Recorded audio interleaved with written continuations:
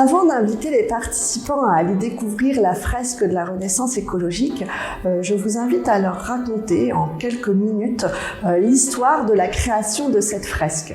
Vous pouvez pour cela vous appuyer à la fois sur le guide qui vous reprend les différents points historiques et puis sur cette infographie également à télécharger. À présent que vous avez présenté l'histoire de la fresque de la Renaissance écologique, eh bien vous pouvez inviter les participants à aller découvrir cette fresque de la Renaissance écologique qui représente l'allégorie d'un territoire, qui adresse et qui propose des solutions aux 4 enjeux des transitions que nous avons vues dans la phase précédente. C'est une phase où finalement les participants découvrent souvent pour la première fois une représentation visuelle d'un territoire qui a réussi toutes ces transitions. Donc vous pouvez les inviter à aller arpenter cette fresque. C'est une phase qu'on appelle la phase d'arpentage. Donc tout simplement à s'approcher de la fresque pour la découvrir, pour voir tout ce qu'elle propose. Sur cette première phase, je vous propose de les inviter à le faire de manière silencieuse. Vous verrez qu'à ce moment-là, il y a souvent, alors pas toujours, mais souvent, un moment assez étrange qui se passe, puisque finalement, avec votre groupe, vous êtes ensemble depuis déjà souvent entre une demi-heure et 45 minutes. Eh bien, ils ont finalement assez hâte. Il y a eu plein d'échanges, plein de mouvements. Et à ce moment-là, quand ils se rapprochent de la fresque, eh bien souvent, le silence se fait naturellement. Et il y a comme un moment où ils sont figés, parce qu'ils sont absorbés par ce qu'ils regardent et non plus par leur déplacement et par eux, ce qu'ils vivent. Donc, je vous invite à les laisser arpenter comme ça, de manière silencieuse pendant quelques minutes et à découvrir eh bien, les différents éléments qui sont représentés sur cette fresque. Une fois qu'ils ont eu le temps de bien regarder, eh bien, vous pouvez les inviter à commencer à réagir, à leur demander qu'est-ce qu'ils en pensent, qu'est-ce qu'ils trouvent intéressant, est-ce qu'il y a des choses qui pour eux ne sont pas représentées alors qu'elles devraient l'être. C'est un temps d'échange qui est souvent assez passionnant avec des réactions. Il y a beaucoup de gens qui réagissent en disant finalement on reconnaît tout. Vous pouvez aussi leur faire remarquer qu'il y a un réel équilibre entre la zone urbaine et la zone rurale et accueillir tous les retours qu'ils peuvent vous faire. Dans les réactions fréquentes à cette phase d'arpentage, il y a souvent des gens qui disent il manque plein de choses. Et ça c'est une réaction qui est vraiment intéressante et qui est même attendue. Vous voyez, la fresque de la Renaissance écologique est en noir et blanc, elle est réalisée au trait plein. Et en fait, très souvent, les gens se disent mais en fait c'est un coloriage géant et de manière assez naturelle, ils vont avoir envie de prendre un crayon et de la compléter. Et c'est intéressant. L'idée, c'est qu'ils puissent se l'approprier. Donc après cette première phase d'arpentage que vous pouvez débriefer tous ensemble et laisser les participants s'exprimer, eh bien vous pourrez lancer la phase suivante qui est la phase d'appropriation de la fresque de la Renaissance écologique.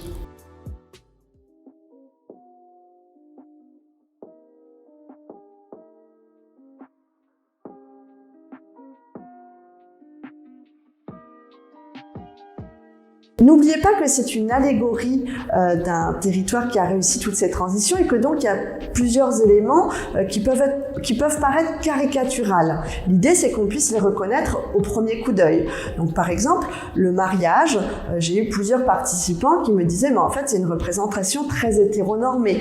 La mariée, elle est en robe, elle se marie avec un homme, etc. N'hésitez pas à leur donner des crayons de couleur, des feutres, ce que vous voulez, pour qu'ils puissent aller adapter cette fresque.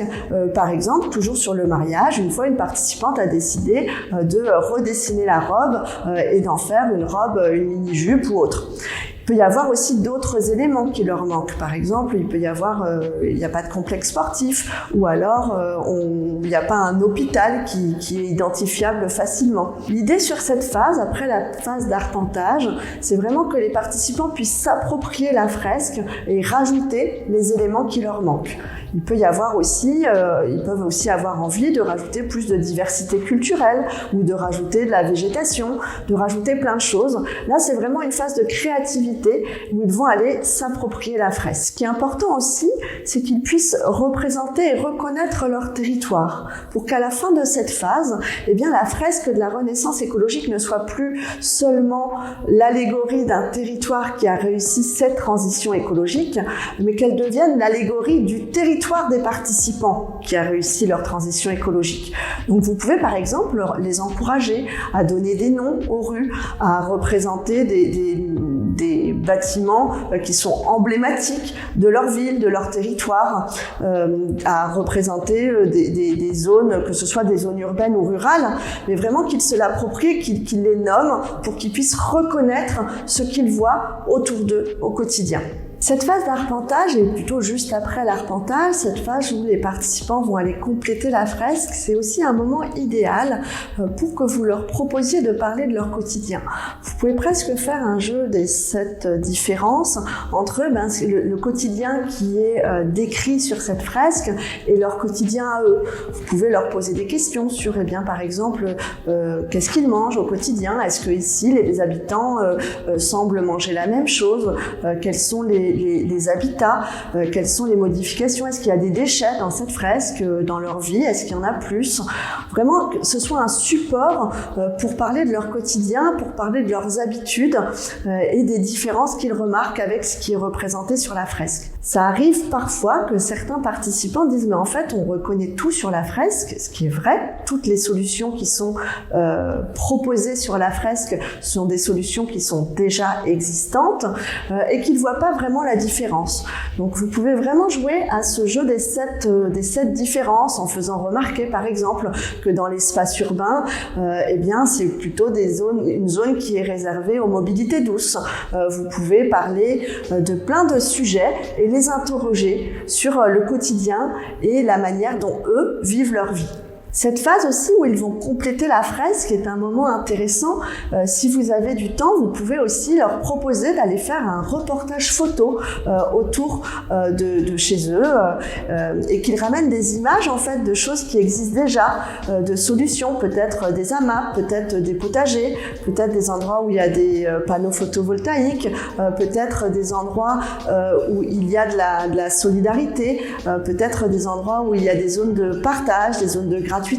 C'est à vous de voir ce qui va leur parler le plus et en fait d'aller découvrir leur territoire sous un angle nouveau, de façon à ce qu'ils se posent la question qu'est-ce qui sur mon territoire a déjà lieu? Qu'est-ce qui sur mon territoire est déjà mis en œuvre? Et ils peuvent ramener ces images et après les coller sur la fresque, autour, dessus, c'est vous qui voyez comme c'est le plus pratique, toujours dans cet objectif qu'ils s'approprient cette fresque pour qu'elle représente vraiment leur quotidien, leur territoire. Une autre question que vous pouvez leur poser, c'est dans ce territoire qui a réussi toutes ces transitions écologiques, vous, où est-ce que vous aimeriez habiter? Où est-ce que vous aimeriez travailler? Où est-ce que vous aimeriez partir en vacances? Alors peut-être ne leur posez pas toutes ces questions-là, mais proposez-leur de prendre un post-it, de soit dessiner leur autoportrait ou bien plus simplement juste écrire leur prénom et de positionner ce post-it à un endroit qui les attire.